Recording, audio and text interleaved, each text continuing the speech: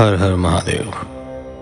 शिव पुराण के इस एपिसोड में आप सुनेंगे श्री रुद्र संहिता द्वितीय खंड का 39वें अध्याय से लेकर 42वें अध्याय तक।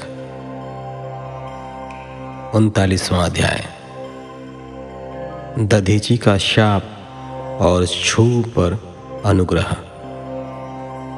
ब्रह्मा जी बोले, नारद, श्री हरि विष्णु अपने प्रिय भक्त राजा छू के हितों की रक्षा करने के लिए एक दिन ब्राह्मण का रूप धारण करके दधीची मुनि के आश्रम में पहुंचे। विष्णु जी भगवान शिव की आराधना में मग्न रहने वाले ब्रह्मर्षि दधीची से बोले कि हे प्रभु, मैं आपसे एक वर मांगता हूँ। दधीची श्री विष्णु को पहचानते हुए कहने लगे, मैं सब समझ गया हूँ कि आप कौन हैं और क्या चाहते हैं, इसलिए मैं आपसे क्या कहूँ। हे श्री हरि विष्णु, छूप का कल्याण करने के लिए आप यह ब्राह्मण का वेश बनाकर आए हैं। आप ब्राह्मण वेश का त्याग कर दें।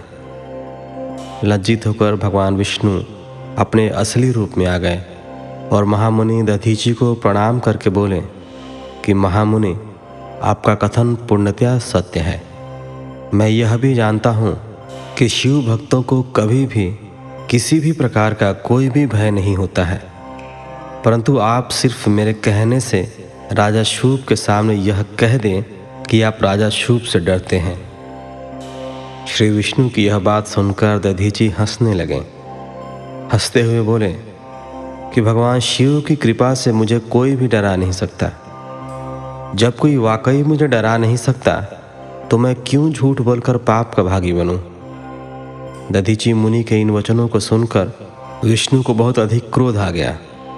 उन्होंने मुनि दधीची को समझाने की बहुत कोशिश की। सभी देवताओं ने श्री विष्णु का ही साथ दिया। भगवान विष्णु ने दधीची मुनि को डराने के लिए अनेक गढ़ उत्पन्न कर दिए, परंतु दधीची ने अपने सत से उनको भस्म कर दिया। तब विष्णु जी ने वहाँ अपनी मूर्ति प्रकट कर दी। यह देखकर दधीची मुनि बोले, हे श्री हरि, अब अपनी माया को त्याग दीजिए। आप अपने क्रोध और अहंकार का त्याग कर दीजिए। आपको मुझ में ही ब्रह्मा रुद्र सहित संपूर्ण जगत का दर्शन हो जाएगा। मैं आपको दिव्य दृष्टि प्रदान करता हूँ। तब विष्णु जी को दधीची मुनि ने अपने शरीर में पूरे ब्रह्मांड के दर्शन करा दिए। तब विष्णु जी का क्रोध बहुत बढ़ गया। उन्होंने चक्र उठा लिया और महर्षि को मारने के लिए आगे बढ़े, परंतु बहुत प्रयत्न करने पर भी चक्र आगे नहीं चला।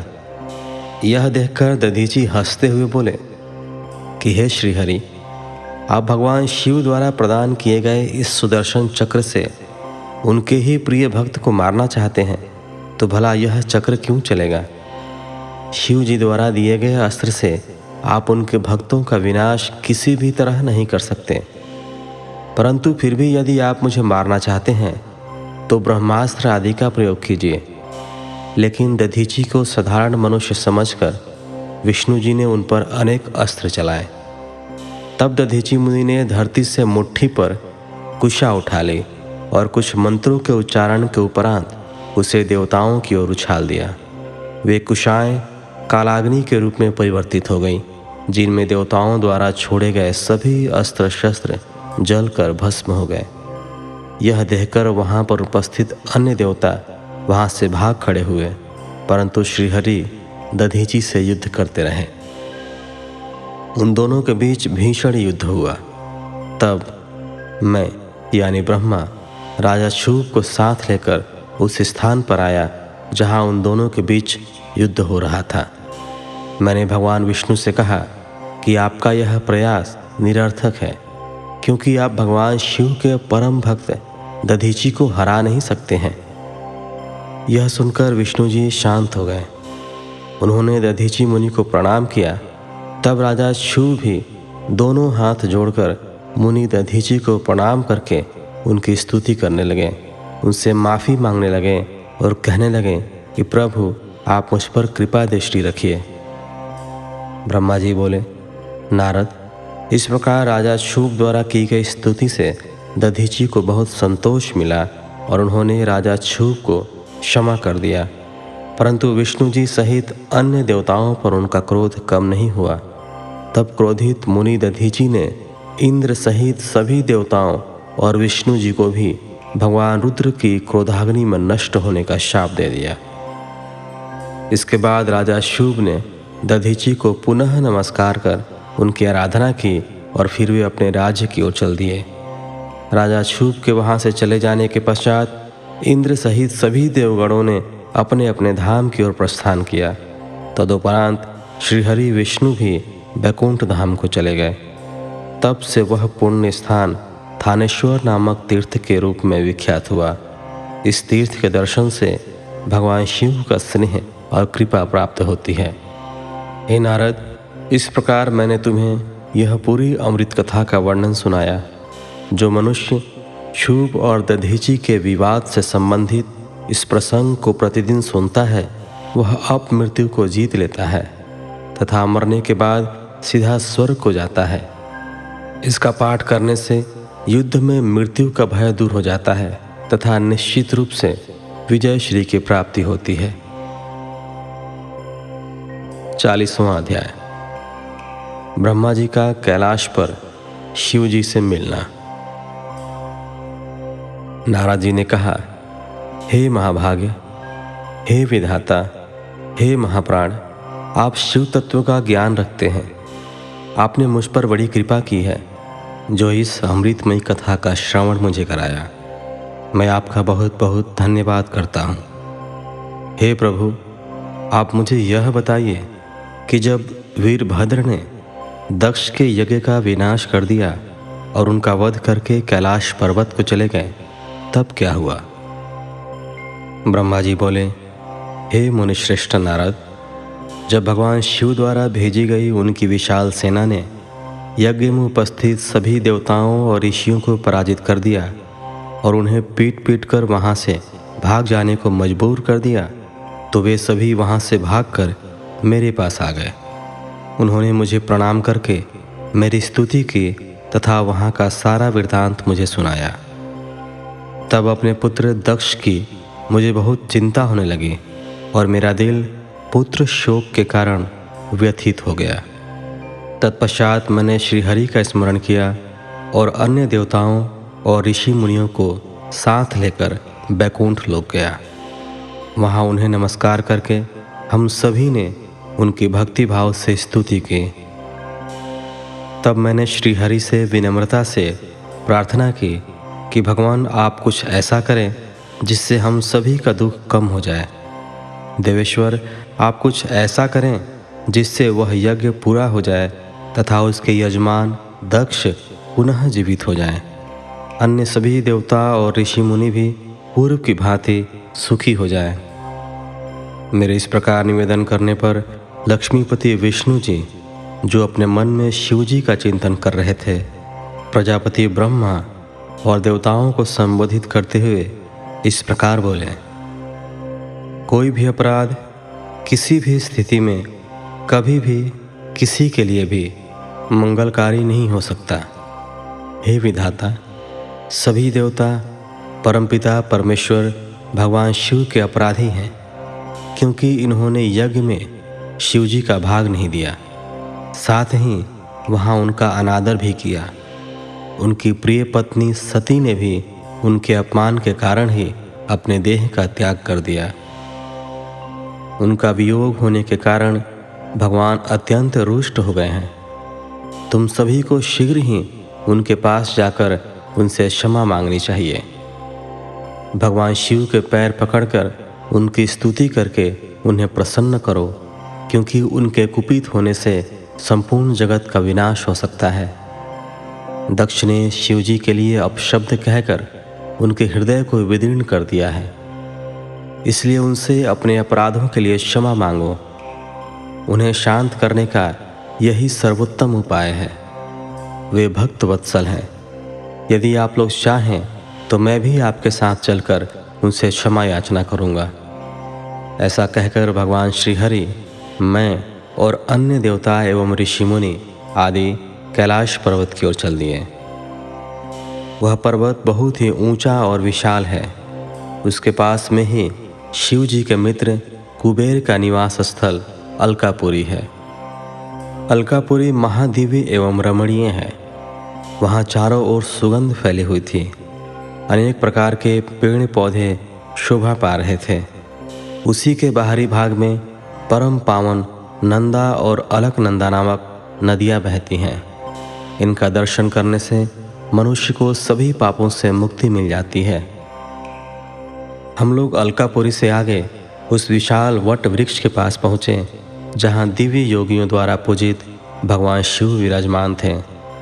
वह वट वृक्ष 100 योजन ऊंचा था तथा उसकी अनेक शाखाएं 75 योजन तक फैली हुई थीं। वह परम पावन तीर्थ स्थल है।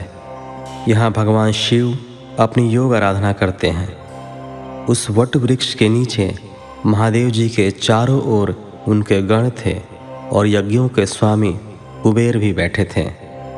तब उनके निकट पहुंचकर विष्णु आदि समस्त देवताओं ने अनेकों बार नमस्कार कर उनकी स्तुति की। उस समय शिवजी ने अपने शरीर पर भस्म लगा रखी थी और वे कुश आसन पर बैठे थे और ज्ञान का उपदेश वहाँ उपस्थित गणों को दे रहे थे।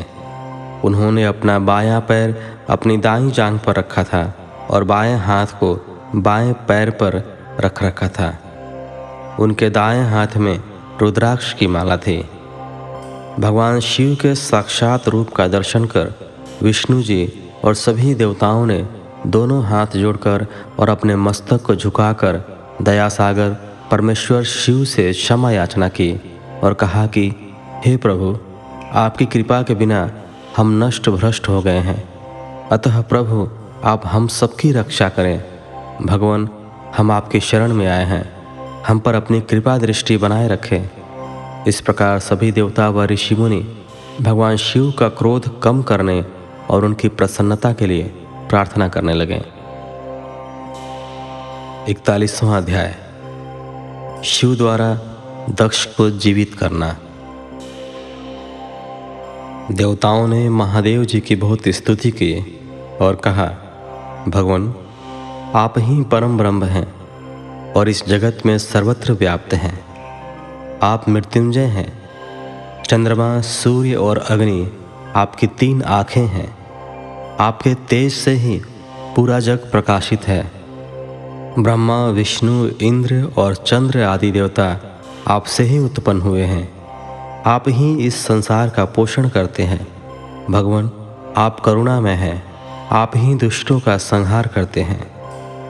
प्रभु, आपकी आज्ञा अनुसार अग्नि जलाती है और सूर्य अपनी तपन से झुलसाता है। मृत्यु आपके भय से कांपती है। हे करुणा निधान, जिस प्रकार आज तक आपने हमारी हर विपत्ति से रक्षा की है, उसी प्रकार हमेशा अपनी कृपा दृष्टि बनाएं। भगवान, हम अपनी सभी गलतियों के लिए आपसे क्षमा मांगते हैं।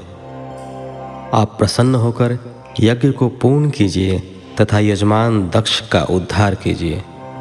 वीरभद्र और महाकाली के प्रहारों से घायल हुए सभी देवताओं व ऋषियों को आरोग्य प्रदान करें। उन सभी को पीड़ा को कम कर दें। हे शिवजी, आप प्रजापति दक्ष के अपूर्ण यज्ञ को पूर्ण कर दें और दक्ष को पुनर्जीवित कर दें। भग ऋषि को उनकी आँखें, पूषा को दांत प्रदान करें। साथ ही जिन देवताओं के अंग नष्ट हो गए हैं उन्हें ठीक कर दें। आप सभी को आरोग्य प्रदान करें। हम आपको यज्ञ में पूरा पूरा भाग देंगे। ऐसा कहकर हम सभी देवता त्रिलोकीनाथ महादेव के चरणों में लौट गए। हमारी स्तुति और अनुनय विनय से भक्तवत्सल भगवान शिव प्रसन्न हो गए। शिव जी बोले, हे ब्रह्मा, श्री हरि विष्णु, आपकी बातों को मैं हमेशा मानता हूँ, इसलिए आपकी प्रार्थना को मैं नहीं टाल सकता। परंतु मैं यह बताना चाहता हूँ कि दक्ष के यज्ञ का विध्वंस मैंने नहीं किया है। उसके यज्ञ का विध्वंस इसलिए हुआ क्योंकि वह हमेशा दूसरों का बुरा चाहता है, उनसे द्वेष रखता है। परंतु जो दूसरों का बुरा चाहता है उसका ही बुरा होता है। अतः हमें कोई भी ऐसा कार्य नहीं करना चाहिए जिससे किसी को कष्ट हो। तुम्हारी प्रार्थना से मैंने तुम्हें क्षमा कर दिया है और तुम्हारी विनती मानकर मैं दक्ष को जीवित कर रहा हूँ। परंतु दक्ष का मस्तक अग्नि में जल गया है, इसलिए उनके सिर के स्थान पर बकरे का सिर जोड़ना पड़ेगा। भग सूर्य के नेत्र से यज्ञ भाग को देख पाएंगे तथा पूषा के टूटे हुए दांत सही हो जाएंगे। मेरे गणों द्वारा मारे गए देवताओं के टूटे हुए अंग भी ठीक हो जाएंगे। भृगु की दाढ़ी बकरे जैसी हो जाएगी। सभी अध्वर्यु प्रसन्न होंगे। यह कहकर वेदी के अनुसरण करता परम दयालु भगवान शंकर चुप हो गए। तत्पश्चात मैंने और विष्णु जी सहित सभी देवताओं ने भगवान शिव का धन्यवाद किया। फिर देवर्षियों सहित शिव जी को उस यज्ञ में आने के लिए आमंत्रित कर हम लोग यज्ञ के स्थान पर गए जहाँ दक्ष ने अपना यज्ञ आरंभ किया था। उस कनखल नामक यज्ञ क्षेत्र में शिवजी भी पधारे। तब उन्होंने वीरभद्र द्वारा किए गए उस विध्वंस को देखा। स्वाहा, सधा, पूषा, तुष्टि, धृति, समस्त ऋषि, पितर, अग्नि व यज्ञ, गंधर्व और राक्षस वहाँ पड़े हुए थे। कितने ही लोग अपने प्राणों से हाथ धो चुके थे। तब भगवान शिव ने अपने परम पराक्रमी सेनापति वीरभद्र का स्मरण किया। याद करते ही वीरभद्र तुरंत वहाँ प्रकट हो गए और उन्होंने भगवान शिव को नमस्कार किया।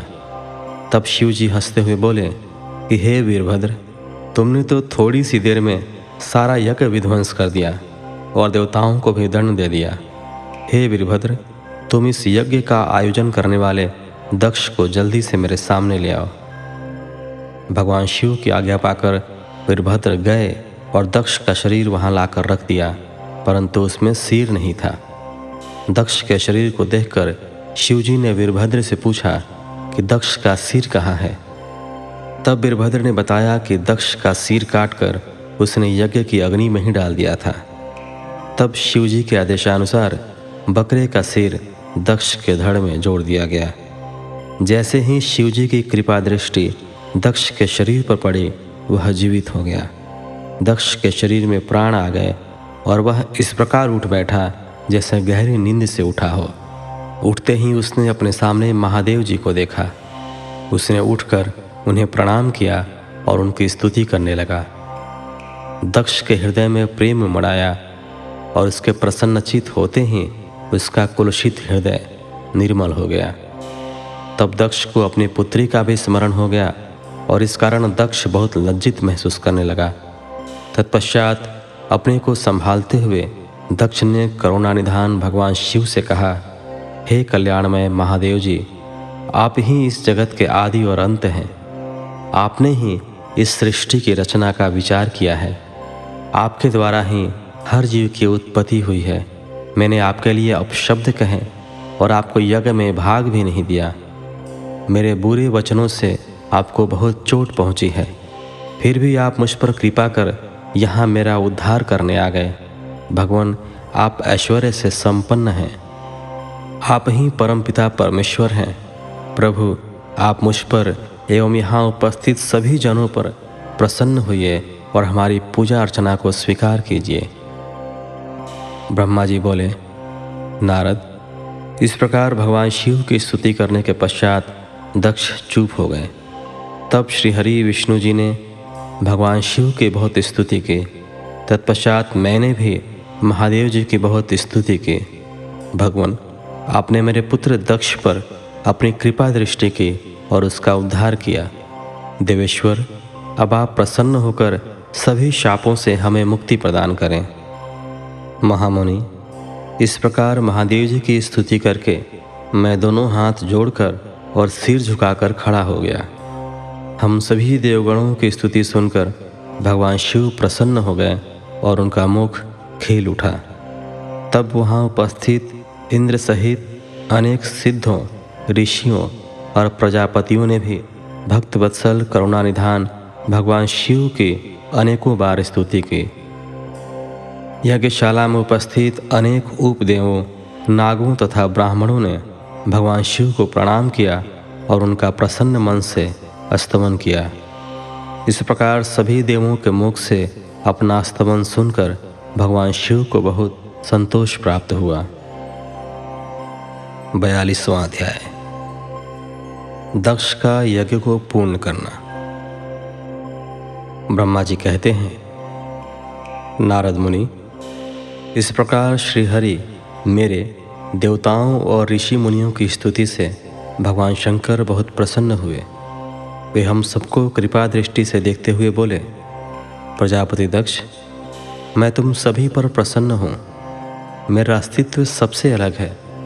मैं स्वतंत्र ईश्वर हूँ, फिर भी मैं सदैव अपने भक्तों के अधीन ही रहता हूँ। 4 प्रकार के पुण्यात्मा मनुष्य ही मेरा भजन करते हैं।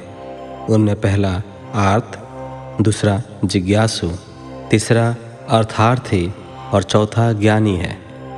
परंतु ज्ञानी को ही मेरा खास सानिध्य प्राप्त होता है, उसे मेरा ही स्वरूप माना जाता है। वेदों को जानने वाले परम ज्ञानी ही मेरे स्वरूप को जानकर मुझे समझ सकते हैं। जो मनुष्य कर्मों के अधीन रहते हैं वे मेरे स्वरूप को नहीं पा सकते।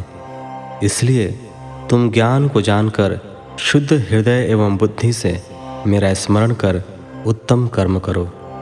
हे दक्ष, मैं ही ब्रह्मा और विष्णु का रक्षक हूँ। मैं ही आत्मा हूँ। मैंने ही इस संसार की सृष्टि की है। मैं ही संसार का पालन करता हूँ। मैं ही दुष्टों का नाश करने के लिए संहारक बन उनका विनाश करता हूँ। बुद्धिहीन मनुष्य जो कि सदैव सांसारिक बंधनों और मोह माया में फंसे रहते हैं, कभी भी मेरा साक्षात्कार नहीं कर सकते। मेरे भक्त सदैव मेरे ही स्वरूप का चिंतन और ध्यान करते हैं। हम तीनों अर्थात ब्रह्मा, विष्णु और रुद्रदेव एक ही हैं। जो मनुष्य हमें अलग न मानकर हमारा एक ही स्वरूप मानता है, उसे सुख, शांति और समृद्धि की प्राप्ति होती है। परंतु जो अज्ञानी मनुष्य हम तीनों को अलग अलग मानकर हम में भेदभाव करते हैं, वे नरक के भागी होते हैं। हे प्रजापति दक्ष, यदि कोई श्रीहरि का परम भक्त मेरी निंदा या आलोचना करेगा या मेरा भक्त होकर ब्रह्मा और विष्णु का अपमान करेगा, उसे निश्चय ही मेरे कोप का भागी होना पड़ेगा। तुम्हें दिए गए सभी शाप उसको लग जाएंगे। भगवान शिव के इन वचनों को सुनकर सभी देवताओं, ऋषि मुनियों तथा श्रेष्ठ विद्वानों को हर्ष हुआ तथा दक्ष भी प्रभु की आज्ञा मानकर अपने परिवार सहित शिव जी की भक्ति में मग्न हो गया। सब देवता भी महादेव जी का ही गुणगान करने लगे। वे शिव भक्ति में लीन हो गए और उनके भजनों को गाने लगे। इस प्रकार जिसने जिस प्रकार से भगवान शिव की स्तुति और आराधना की, भगवान शिव ने प्रसन्नतापूर्वक उसे ऐसा ही वरदान प्रदान किया। तत्पश्चात भक्तवत्सल भगवान शंकर जी से आज्ञा लेकर प्रजापति दक्ष ने अपना यज्ञ पुनः आरंभ किया। उस यज्ञ में उन्होंने सर्वप्रथम शिव जी का भाग दिया। सब देवताओं को भी उचित भाग दिया गया। यज्ञ में उपस्थित सभी ब्राह्मणों को दक्ष ने सामर्थ्य के अनुसार दान दिया। महादेव जी का गुणगान करते हुए दक्ष ने यज्ञ के सभी कर्मों को भक्तिपूर्वक संपन्न किया। इस प्रकार सभी देवताओं, मुनियों और ऋत्विजों के सहयोग से दक्ष का यज्ञ सानंद संपन्न हुआ। तत्पश्चात सभी देवताओं और ऋषि मुनियों ने महादेव जी के यश का गान किया और अपने अपने निवास की ओर चले गए। वहाँ उपस्थित अन्य लोगों ने भी शिव जी से आज्ञा मांगकर वहाँ से प्रस्थान किया। तब मैं और विष्णु जी भी शिव वंदना करते हुए अपने अपने लोक को चल दिए। दक्ष ने करुणानिधान भगवान शिव की अनेकों बार स्तुति की और शिव जी को बहुत सम्मान दिया। तब वे भी प्रसन्न होकर अपने गणों को साथ लेकर कैलाश पर्वत पर चल दिए। कैलाश पर्वत पर पहुंचकर शिव जी को अपनी प्रिय पत्नी देवी सती की याद आने लगी। महादेव जी ने वहाँ उपस्थित गणों से उनके बारे में अनेक बातें की। वे उनको याद करके व्याकुल हो गए। हे नारद, मैंने तुम्हें सती के परम अद्भुत और दिव्य चरित्र का वर्णन सुनाया। यह कथा भोग और मोक्ष प्रदान करने वाली है। यह उत्तम वृतांत सभी कामनाओं को अवश्य पूरा करता है। इस प्रकार इस चरित्र को पढ़ने व सुनने वाला ज्ञानी मनुष्य पापों से मुक्त हो जाता है। उसे यश, स्वर्ग और आयु की प्राप्ति होती है। जो मनुष्य भक्ति भाव से इस कथा को पढ़ता है उसे अपने सभी सत्कर्मों के फलों की प्राप्ति होती है। इस प्रकार 42वें अध्याय के साथ श्री रुद्र संहिता का द्वितीय खंड अर्थात सती खंड संपूर्ण हुआ। मिलते हैं आपसे अगले एपिसोड में। हर हर महादेव।